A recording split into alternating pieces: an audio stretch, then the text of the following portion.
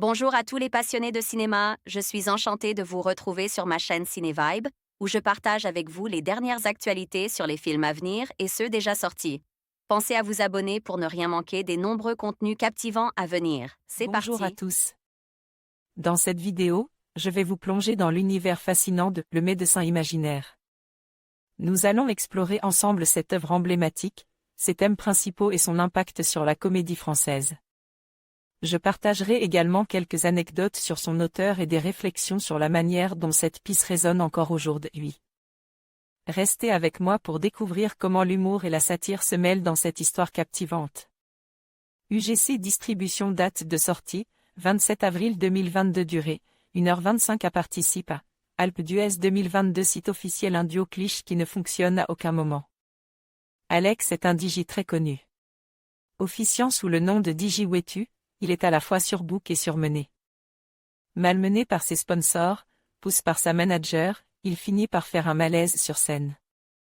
Après des examens, il doit se reposer dans la maison qui lui a été louée, surveillé par le vieil assistant du médecin, Abdel, qui se rêve plus compétent qu'il ne l'est, prévoyant de passer son examen pour la 13e fois. Move Movie, UGC Images, France 3 Cinéma. Panache Productions Andan, la compagnie cinématographique, Ce qui me meut, Le Médecin imaginaire, premier film de Ahmed Hamidi. Autrefois bien inspire avec les scénarios du Gérambin et du film d'animation Pourquoi j'ai pas mangé mon PERE, tente de jouer sur plusieurs tableaux, tirant son comique de la confrontation d'un Français célèbre plonge dans l'agitation du monde de la nuit et d'un naïf villageois marocain, vivant dans un lieu recul et rêvant d'une reconnaissance professionnelle.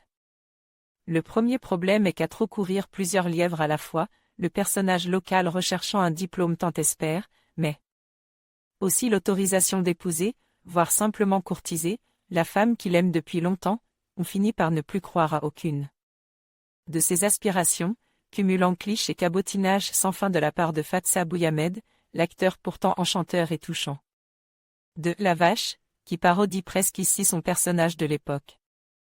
On ne croit pas plus à la renaissance du personnage interprète par Alban Ivanov, son immersion dans la musique locale, potentielle source d'inspiration étant à peine esquissée.